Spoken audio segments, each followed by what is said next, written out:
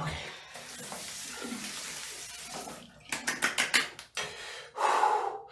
You can do this. You made Mystic Mine. You made Cyberdark. Hell, you made the Charmer of it voluntarily.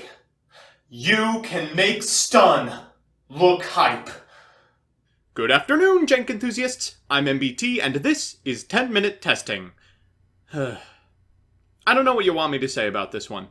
Every month I host a tournament, the Yu-Gi-Oh! Quarantine series, and the prize is not only product, but also a custom 10-minute testing.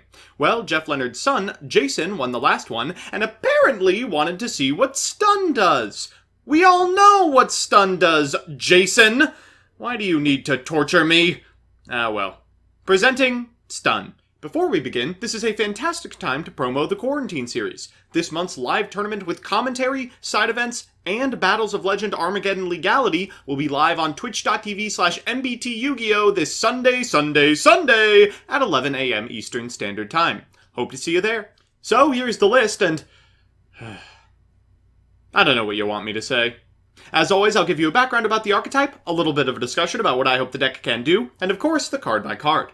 But first, regrettably, this video is sponsored by Yu-Gi-Oh! Pro Deck. Yu-Gi-Oh! Pro Deck is an online strategy site for our mutual favorite card game. It's got a deck builder, card database, and a wealth of strategy articles. It's also where I post the Quarantine series deck breakdowns, so give it a look at www.ygoprodeck.com. Now let's, slide into Stun.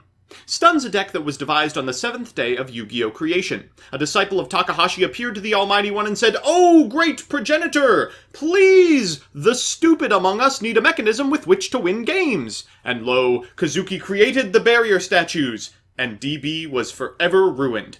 The barrier statues are a series of cards from a different era, when people actually used their normal summon for monsters not named Jet Synchron or A-Lister the Invoker, and played things like Soul Taker unironically. Unfortunately, the arc of Yugist history bends toward combo, and now that the special summon is all but special, and playing removal spells is a thing of the past, modern decks have found themselves woefully unprepared to break the barrier lock. To make matters worse for those with poor stature, Konami pushed the envelope far enough on equip spells that you can use cards like Moonmere Shield to beat your way to the finish line 100 points at a time. Now, the knowledgeable among you might have figured out a flaw in this deck's unbeatable combo of monster plus equip spell. This is a little awkward, but the best deck in the format kind of plays a monster that destroys other monsters on field. So, to account for that, we're playing some cards that some might lovingly describe as literal garbage. I'm talking Prohibition calling Eldritch the Golden Lord. I'm talking Called by the Grave in our deck with 0 combo lines. And yes, I'm talking about Debunk. Listen, it's a cruel world we live in. The pandemic response has been laughably inadequate. Our institutions are failing us. And 10,000 Dragon is literally $10,000. What I'm trying to say is, society is far too dilapidated for you to care if you're going to get laughed out of your local for playing 2 Debunk. So with that, let's get into the card by card. I should note, before this, that I have not changed a single one of Jason's recommendations, so blame him, not me. Firstly, our statues and honorary statues. We're on 3 Dyna, 3 Torrent, and 3 Stormwinds. For spells, we're on 3 Pot of Duality, 3 Called, 3 Prohibition, and the 6 stupidest equipped spells ever printed, 3 Moonmere Shield, and 3 Mage Power. We're on 2 Pot of Desires. It makes sense because the game's going to deck out anyway, a Card of Demise, and a Dim Fizz. We're pairing that with a macro, which might seem like a stupid random one of Floodgate, but it's actually more Eldritch Insurance. We're playing 3 Armory Call, 3 Solemn Judgment, 3 Dark Bribe, and yes, 2 Debunk. The extra deck is all Super Poly targets I will not dignify and outs to Lost World bullshit. So with that, let's jump into the games. Our first match is up against the inventor of Edo Pro, the inventor of Yu-Gi-Oh!, the inventor of the internet itself, Alpha Cretin. Predictably, Luna has brought Tindangle to this meeting of the minds, but unfortunately for her, we are going first.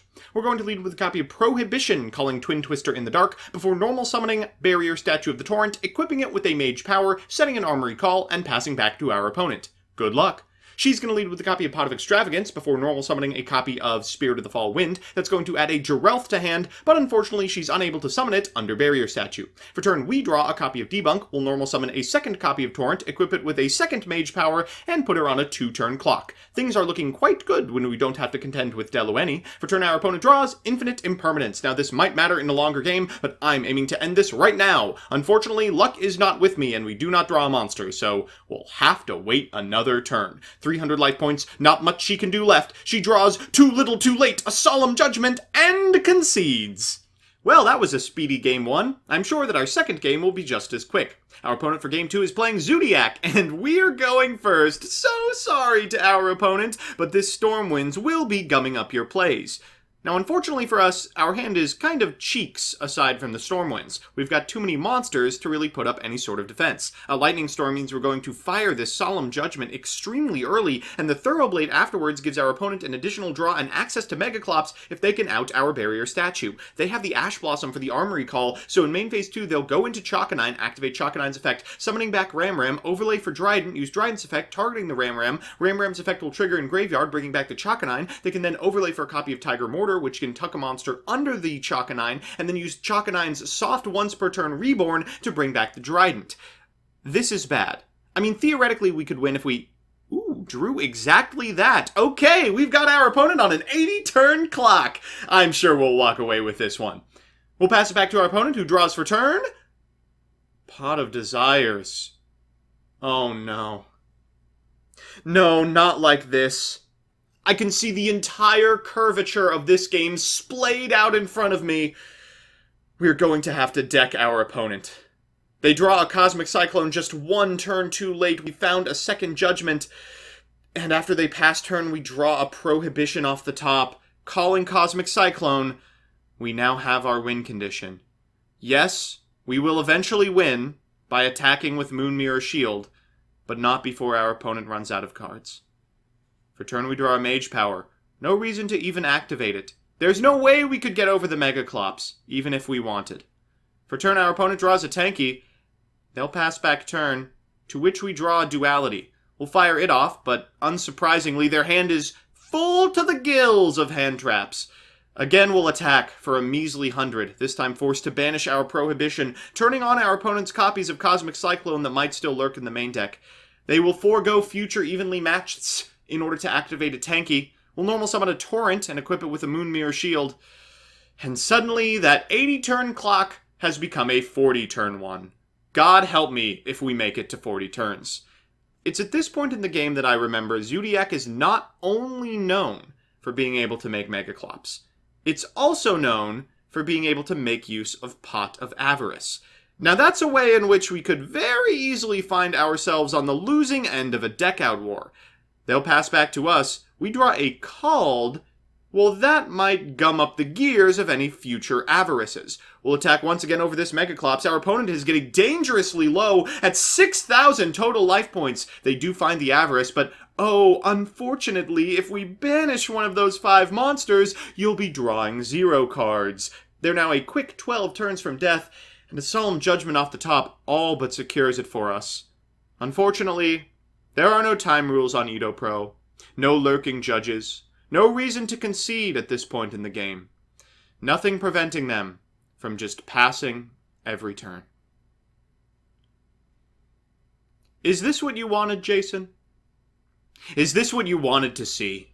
To watch me walk my feeble monsters into a Megaclops over and over and over again, simply to watch my opponent subsequently activate Pot of Avarice, putting the clock ever further from my reach.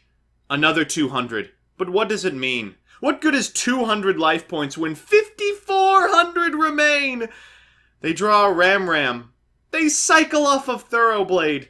At the very least, our opponent is merciful. We'll attack over the Thoroughblade. I don't know why. I mean, realistically, they could still have another Avarice. I expect they're probably playing at least one combo. They draw oh wait, is that an Infip? Oh my god, we actually have to play Yu-Gi-Oh! Okay, so we set Macrocosmos here. We're going to attack over this copy of Infinitrack Megaclops, but unfortunately for us, that Infip is in one of the Moonmirror shield zones. Potentially, our opponent could negate the Moonmirror shield, making our 1,000 attack point monster viable to destruction. We'll Dark Bribe their copy of this Infip, and the Avarice being met with a Macrocosmos being met with a Ash Blossom and Joyous Spring for the Helios, the Primordial Sun.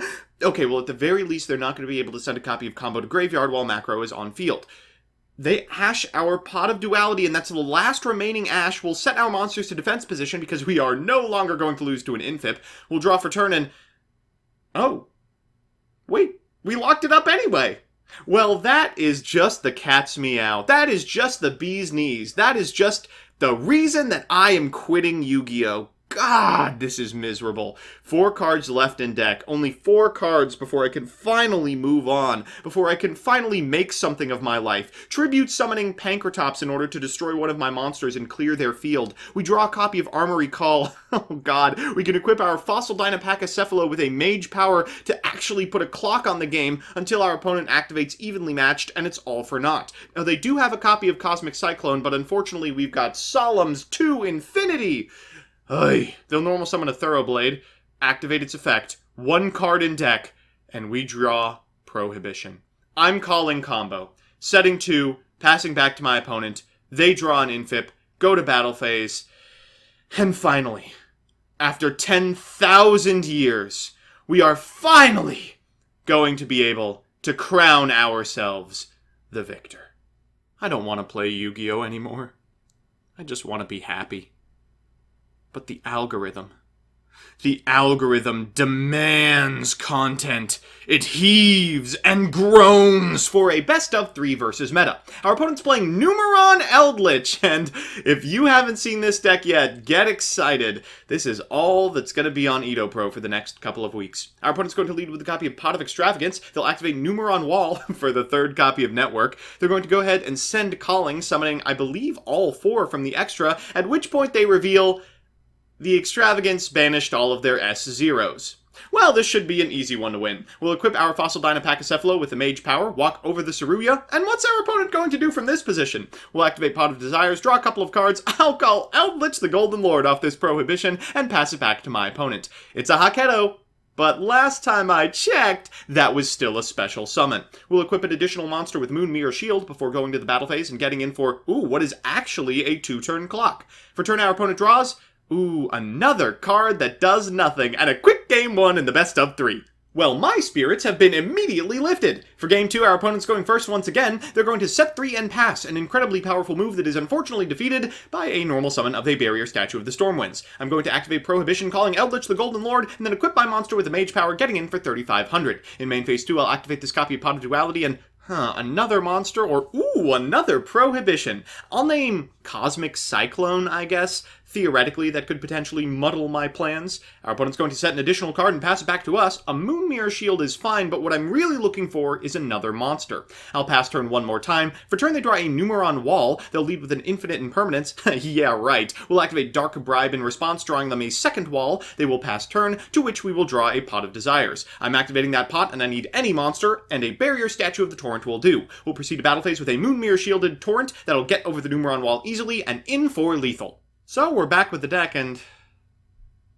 I don't know. I mean, we won, but I think it's time I take a long, hard look at my life. I mean, is this really what I want to be doing until the end of time? Yeah, totally, if I'm beating Eldritch. Let's do the pros and cons. First, the pros. 1, it's actually pretty strong.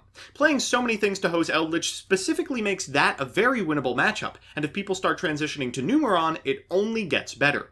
2, it's super cheap. I think this entire list could be bought for like $12 max. If you're a new player who wants to scum free wins, look no further. And 3, there is something absolutely fantastic about watching your opponent lose over the course of 40 turns as you deck them even after they resolve Avarice. And the cons. 1, the game sucked, 2, the deck's not fun, and 3, it can't hold a candle to Mystic Mine, 0 out of 10. All in all, I urge the next winner of the Quarantine series to please allow me to play something that can win a game in under 40 turns.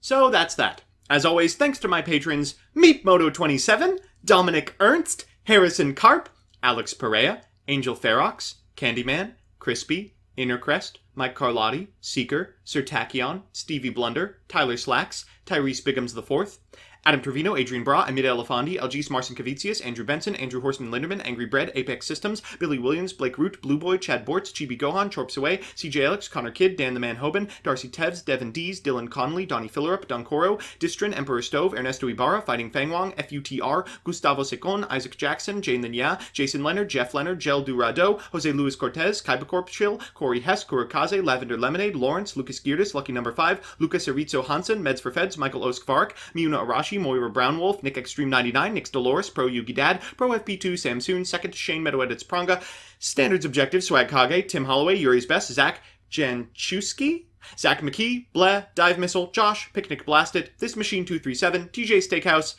and this last person. If you like what you see, please consider subscribing. And if you want to be part of the process, consider following me on Twitch as well. See you next time.